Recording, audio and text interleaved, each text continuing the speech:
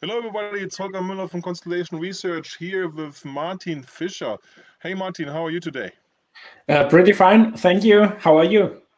Very good. I mean, we both seem to be in daylight, but we both seem to have covered weather, which I think for Stuttgart, where you are, is not so bad for April. On the 1st of April, this is, by the way, no April Fool's today, but for San Diego, it's pretty disappointing. So I'm not getting my sunshine tax anymore. Sorry, I can open my shutters. Oh, It's very this sunny is a here. remarkable day. It's not an April Fool. So Stuttgart beats San Diego in sunshine, but on the other side, it's only 7:51 in the morning here. So we still have hope for the rest of the day. Yeah, Well, and in the morning it's pretty cold here. I was running this morning as my home office routine right now in these times. So it was around 0 degrees Celsius, so almost freezing. And it's still quite cold outside. So yeah, but very sunny. So you were running from the kitchen to your virtual office right now, right? So and back and forward, and the kid room and so on. That's the running, right? That's what I'm doing during the day, and in the morning I usually go running in the vineyards just behind me. Beautiful, beautiful. We should talk about the end about your hobbies, because I didn't see that you're such an active person. So we should talk about this afterwards to have a teaser for people to stay at the end. But before, let's talk about the unavoidable, right? The coronavirus situation. How are things in Stuttgart? Yeah, I'm now the third week kind of locked up in my home office. So we are all fine. There are in the city, I guess, around 700 recorded infections right now. But as far as the media coverage says, it's all good. The preparation here went so far very good. So I hope the hospitals are ready for hopefully not that many patients who come up. But yeah, kind of strange times. Never expected that this can happen. So yeah. Yeah, who would have thought of this, right? And it's April Fool's, and we don't wake up and it's over, right? So quick update for San Diego, also similar to Stuttgart, 700 or so cases, but we're close to 3 million people in the county area, and we have 16 people in my zip code. So the point comes where you say, okay, maybe you have to be more careful and ramp up grocery shopping, right? Because grocery shopping is the way to get it, right? On the positive news, in the extended family, I have one case who's already over it. Went skiing to Ischgl, right? We all say, but you know why, right? But no complications, stayed at home, didn't infect his family, and is now the designated shopper for them. Yeah, actually, I'm quite a passionate skier, but was lucky this year that I didn't went to northern Italy or Tyrol the last weeks. So yeah. Well, but the real skier doesn't get sick, because the real skier doesn't do après ski. Yeah, but I guess the gondolas are also an area where you get contact with other people. Could be happening. All right, but let's talk about what we're talking about, right? Which is the state of SAP, right? Yeah. Probably the most exciting 12, 15 months of SAP probably ever, right? So in terms of at least board changes, right? And the whole thing didn't stop.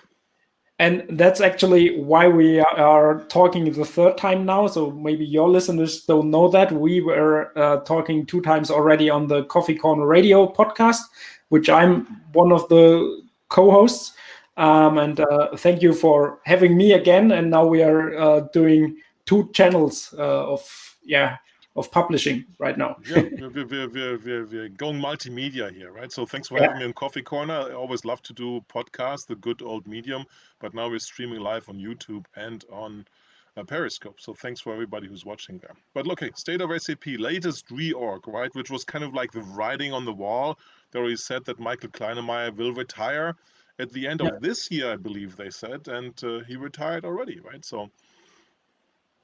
Yeah, things are changing that fast at SAP within the last month. But I think on the other hand, they did the reorg in the board and on the levels below. as far as I know, and it just makes sense if there are people on board who are taking the responsibility.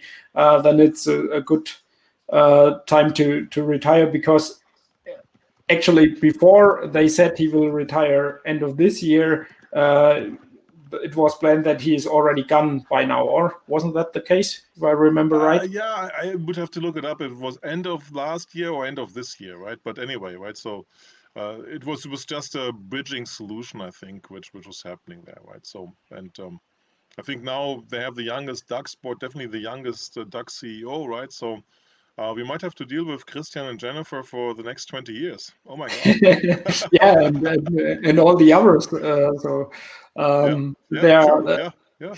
Jürgen Müller is also younger than me. That's true. That's true. Yeah.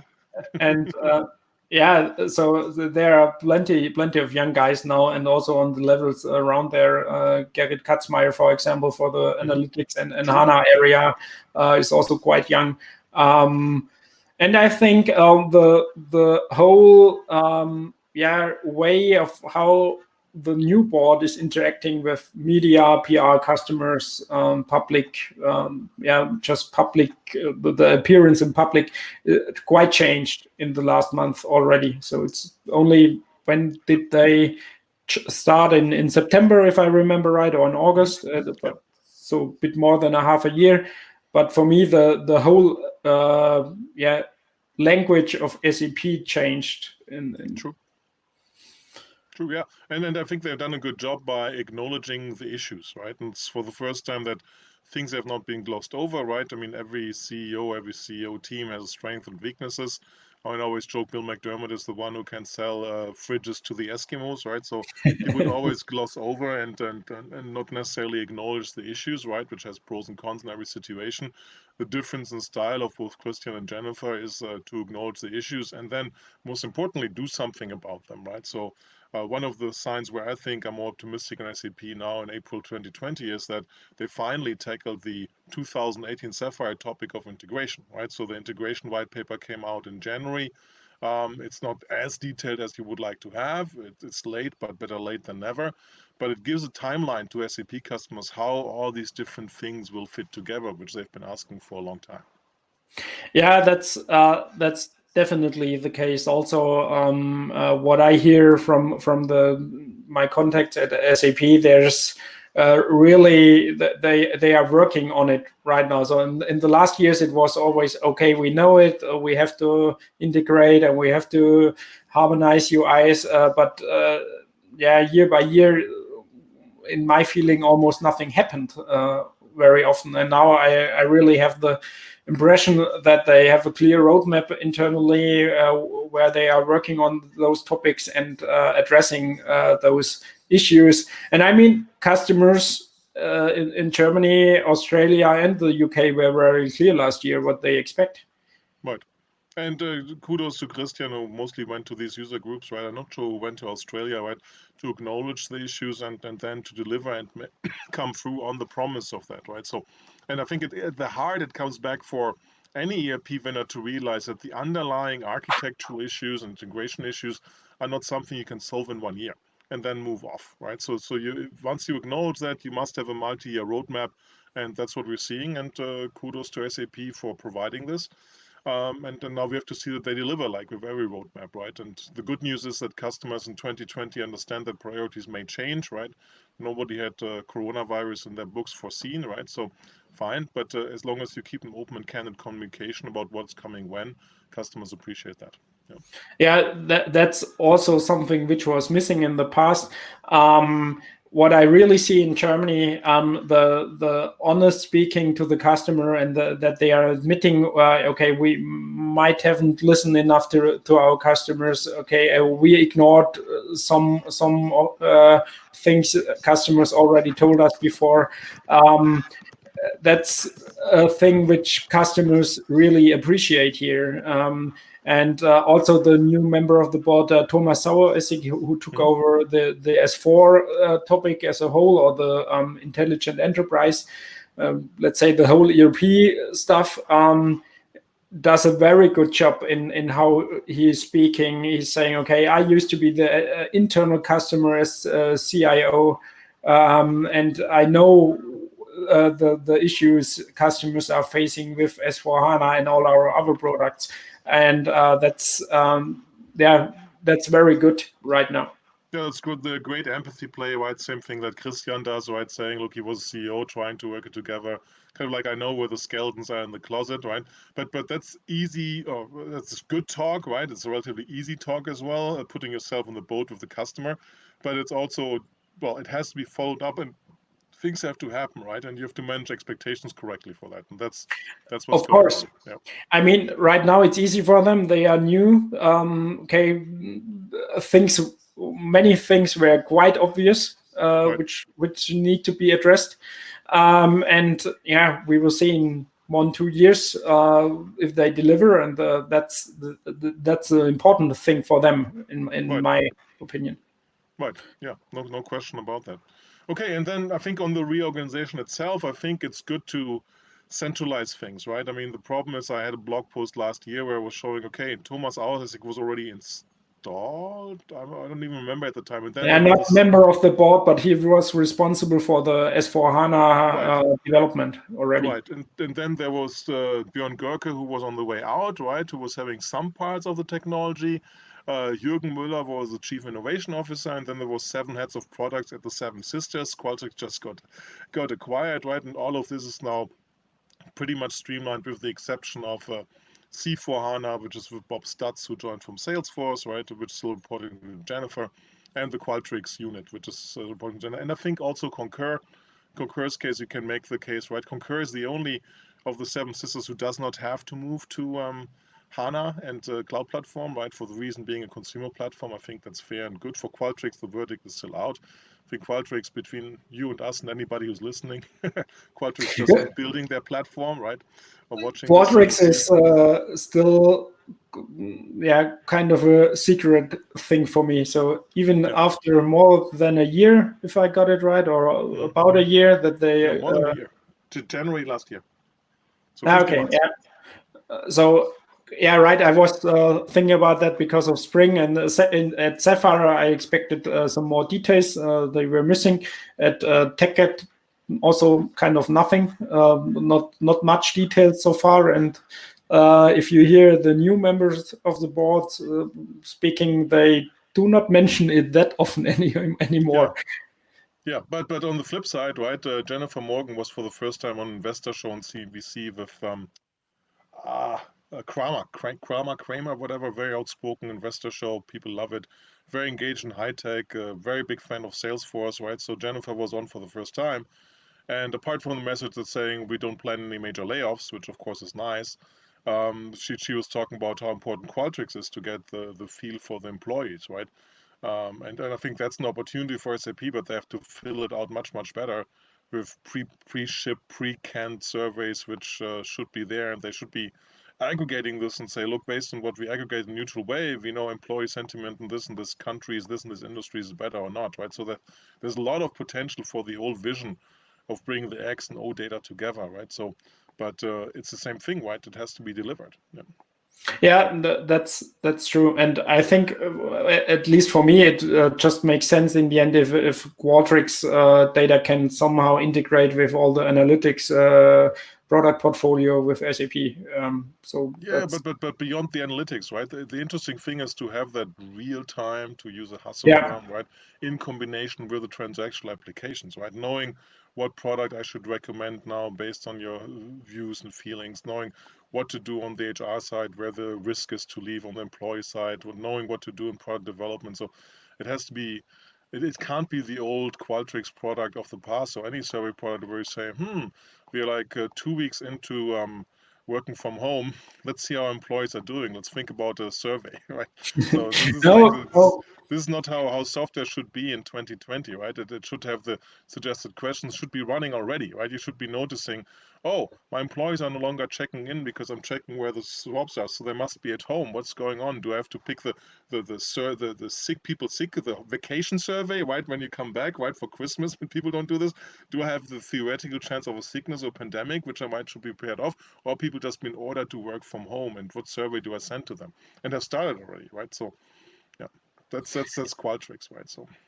Yeah, I think if they do it the old way you just described, that would not be worth the price SAP paid so far. So maybe it would. Maybe there will be a big surprise, and Corona will add some features to Qualtrics, maybe to estimate those huge demands on toilet paper, for example. Yeah, to me, the real value of Qualtrics is, which justifies the price, is that it creates more cloud revenue, genuine cloud revenue for SAP. Yeah, my concern is that for the price they paid, they have a highly individualized cloud revenue, survey by survey, right? Not very things which run by themselves. Yeah. But okay, we will see, right? In the closest area to it, we got the update last week. Actually, it's interesting to see how the vendors struggle to do digital analyst summits and so on. SuccessFactors did pretty good for the HR analysts, and Amy Wills, one of my predecessors here at Constellation, talked about her favorite topic, HXM, and it looks like they're doing progress on that. So the HR is being the most advanced in that perspective, it looks like. So it will be interesting to see if SAP can really bring the X and O data together, because it's probably the most passionate, under Bill and now with Jennifer, the most passionate automation topic I keep hearing from SAP. It was the whole agenda of Sapphire last year, right? So we will see what it will be this year, but has the potential. The question is, can SAP deliver? Yeah, definitely. It's interesting how this all this situation with no events and all that kind of stuff is pushing the digitalization as well. Right. But the interesting thing also from Jennifer Morgan, that lots of people on social media loved, okay, no major layoffs in sight. Let's keep in mind, it's relatively easy in the short term. And of course, I don't want anybody to get laid off, but it's relatively easy when you're in a subscription economy to say, well, the money is still coming in, right? What you then have to realize is, can my customer still pay that, right? And the learning side on the customer side is, I need to be cloud-based. I need to have scalable contracts. I can't pay just for the employees if they were working, right? To have the licensing for them to access remote. Remember the time I had to pay for remote license and so on. But can I, as an enterprise, scale my business up and down based on how my business is scaling up and down? And that's a huge challenge still today in general, but also when you're using SAP products, right? So let's hope for SAP, the ecosystem, that there's not going to be a big issue. But you work in the ecosystem, right? What do you see in Germany? You still see implementations going on the same way, or people stop? It really depends on the customers. So I'm working as a consultant, and some customers are highly affected, shut down in the automotive industry. The supply chains are not working anymore, so they shut down their whole plants in Germany, send employees on vacation for 2 weeks. It's not really clear what will happen next week. It really depends. There are others retailers who had to close all their shops. They did in the past 80% of their revenue within the shops and not online. That's something which is really an issue for them. So the German government is already giving money to them and try to support them. But it's Kurzarbeit is making an entry into the English vocabulary. Kurzarbeit. Kurzarbeit. It's a really important thing here. So there are not really not many layoffs right now. So quickly for the viewers, it's that when companies don't have enough work for full-time work, they can apply for Kurzarbeit, meaning people work shorter, and the difference in salaries be made up by government funds. Yeah, because not everybody knows it. Yeah, and that's something which really helped already in the last financial crisis in 2008 and 9 in Germany, and right now the government already took it in place again to support the companies. Also, the whole event industry is kind of shut down for weeks, and it will stay for longer, I'm quite sure. So yeah. And that's also something which tackles, of course, IT projects. So some are just right away stopped. Others are ongoing now as usual. It depends on how strategic the project is in the end, and that will also be interesting for SAP projects. Of course, there are S4 projects running right now. In Germany, I could really feel that there was more demand coming up mid of last year and in the first quarter right now. So for me, the timing from SAP to postpone the date, the end of maintenance for the business suite was actually at a very good date, because many customers already started to do their projects or at least planning them, and now they have more time because big ERP project in a multinational company is not done within a year most of the time. Not if you really do a re-implementation and not just a migration, a technical one. I'm really wondering how the project approaches will change in that area. If there will be more companies who say, okay, now we are not doing the big thing, we are just doing a lift and shift and doing the technical transformation and missing the chances as for would bring if you do a kind of greenfield or whatever field implementation.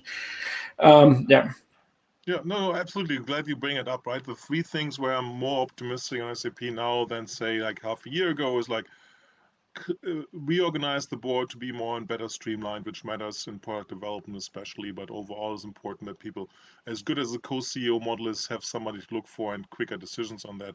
Second thing is the integration story. We talked about this, making it tangible, having a roadmap. And the third map is this: everybody expected for them to extend the maintenance timeframes, but you still have to do it, right? And changes the conversation, like you perfectly highlight, at customers in terms of what is my urgency and pressure, right? And gives customers more time to evaluate, but also gives SAP more time to develop a solid, complete, correct, well-working, integrated product, right? So both are super important, and both make me personally more optimistic on SAP's future than, say, half a year ago, a year ago, and so on.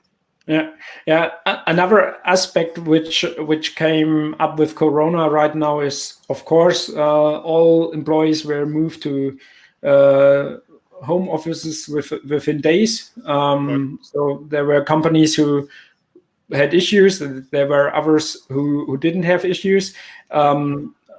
I think the big winner here is Microsoft at the moment with Teams, especially, of course. Everybody is, right? Google is, in terms of Hangouts, they see record like 1,400 plus Zoom, meets, right? Of course, Zoom is at the edge of capacity sometimes, right? So everybody who's allowing the remote collaborative work is winning, right? So, but the impact right now is not that big on ERP or business systems as SAP ships them or provides them. But I think the understanding for what cloud can bring to the customers, this scalability, Zoom might have also some issues. Microsoft had some issues with Teams, but really small ones compared to the increase in traffic. To say your on-premise WebEx server, which nobody can maintain right now, right? Or has to go to the data center, has to be on site to restart every 24 hours or whatever the old style way of doing communication is, right? So I've heard there were companies running their on-prem VPN where they had to divide the employees into shifts, that they were not allowed to work on the same time because the system was just not big enough, couldn't handle the traffic. And that's something, the cloud systems actually delivered in the end. And I think that will bring that understanding to more and more customers, even in Germany and good old Europe, where they are still hesitating about the cloud issues, the cloud products. The cloud more the move to cloud, right? Where people want to have things in their own data center because they can control them, and the traditional CapEx way of sizing investments is the way of working. But yeah, hopefully that's a big lesson learned. But the art really is that you can tie your cloud consumption, which is your cloud cost, in alignment to your business. So as your business ramps up, let's make the positive scenario after the pandemic comes, that then you can gracefully ramp up, don't have to wait to buy another server, expand your data center, or whatever that might be, which takes way too long for 2020, 21st century in general. But the same way on the way down. The important thing, of course, is, let's say, if you only spend 1% of your costs on IT, when you ramp, let's say you're in retail, right? And unfortunately here the retailers like Macy's, Kohl's, and so on, they all have to furlough their workers, right? So all of a sudden your cost base, well, you can't anything, take an airline, they spend 1 or 2% on that, right? Fuel, airplane leases, maintenance right down, and people are the biggest expenses. Well, the airline stopped all three of them. All of a sudden that 1% of IT, which you say, well, fine, we'll spend that, right, becomes 10% of your cost, because your cost is down to 10%. So you look at that much more careful, and you look at it, how flexible is that cost base for me in future ups and downs in the business, and especially if you plan, because you should be optimistic as a business, as humans in general, for the post-corona time. How can I really scale up quickly for that, right? And then I'm going to be interested, because the exciting thing is, well, obviously there was enough capacity across the Amazon Web Services, Azure, and Google Cloud, right? So everything is still working, right? But when we ramp up again and the other workloads are coming in, it's going to be curious, right? So I would like to see some point from the big cloud providers that they're investing into further data centers as before, because the ramp up will require much more cloud capacity than just you and me doing a StreamYard video here. Yeah, that's true. But on the other hand, I also see, especially for SAP, that the subscription models are not really made right now for that flexible scaling, especially for the downscaling. Yeah, of course, right. But that's the thing where I'm saying to Jennifer and Christian, I mean, great to make the commitment to the employees, lovely, but think about if your customers can pay, right? In their business models, right? And how elastic, right? Elasticity is the key characteristic of the cloud. How elastic are your commercial terms, right? And that means has consequences for vendors and providers as well, right? If my licenses are being used only for 10-20% of the time, then when companies are operating the classic way, then I have a revenue problem if I have an elastic commercial term. Yeah. But we're coming up to half an hour, Martin. It's always super good to talk. What else should we quickly highlight? Actually, one question which just came into my mind, and we didn't talk before about is I'm actually wondering what we will see in the C4 HANA area, in the commerce area after that pandemic. I think many companies realize now that their business model is maybe too much dependent on one channel, which is the physical store right now. And I can imagine that there will be many e-commerce projects in the future, hopefully soon.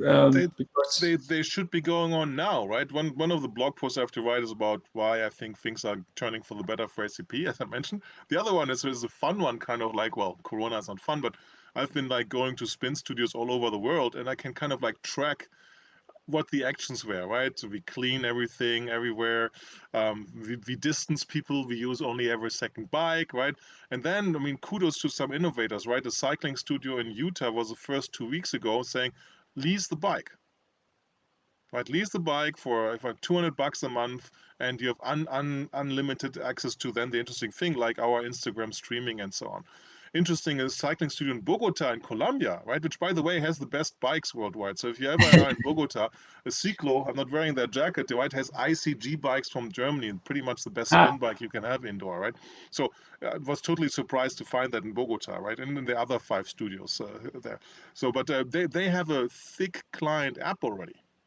Right, so either they were planning this anyway, because to get an app through iOS takes 3-4 weeks, right? I haven't heard, probably takes even longer because more people. So they have the app last week already available on iOS and Android together, right? Large software vendors, hint SAP don't always manage to do that, right? So they either planned that before or they've been super fast at executing on this. So very, very impressive, right? Only spin studio that is open right now, Hong Kong, XYZ Cycling. It's a normal line item. I get the normal email on Sunday night. Here's our lineup for the week. So if anybody wants to go spinning, support XYZ Cycling. No endorsement here, right? This is spinning the sports. I'm not being sponsored. I don't get any free classes. go spinning in Hong Kong. You know what I did last week or 2 weeks ago, before or when I was expecting that there will be this kind of lockdown. So we are actually still allowed to go out and do sports, especially. Luckily, still recommended to do so, but I went to my mother, got my road bike with the roll, so I can do indoor cycling. I never used it before because I still can run, but yeah. I am predicting a few things here. So I'm predicting more running injuries because I don't see ever so many people running.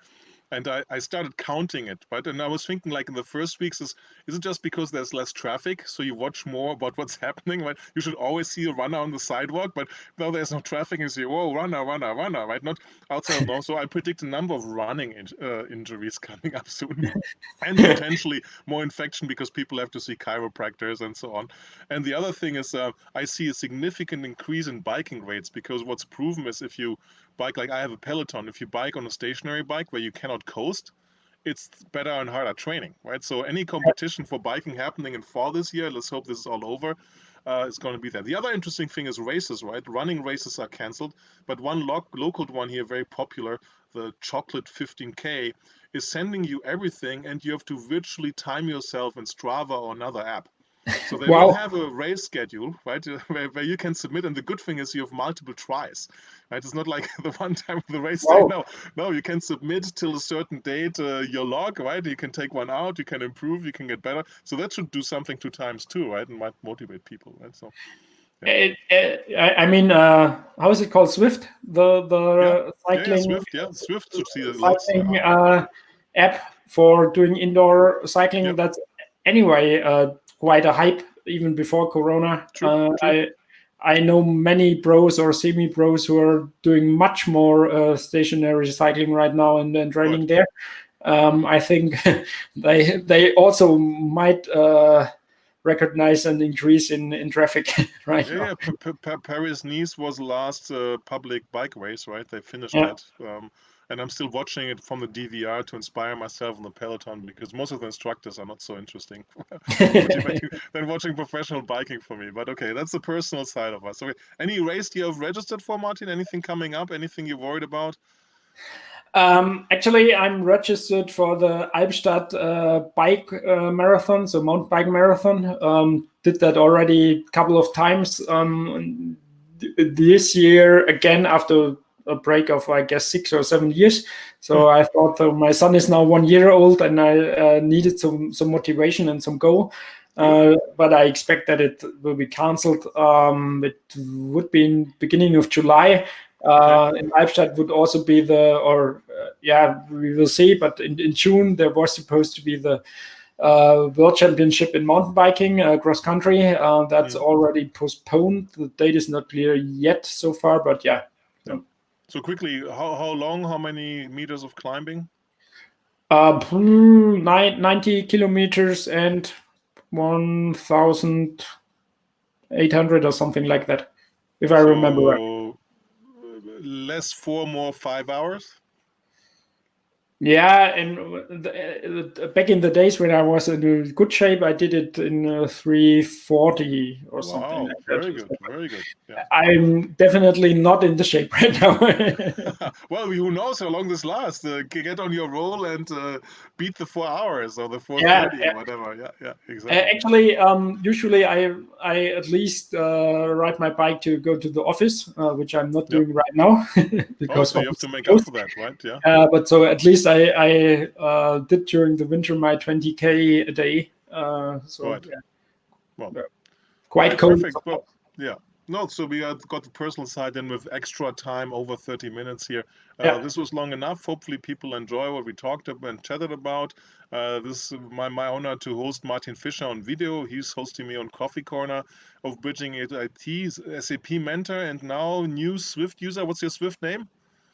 I'm not a user yet because Oh, I have an old role right now where okay. I don't have the magnetic You need the control. instrumentation, yeah. Yeah.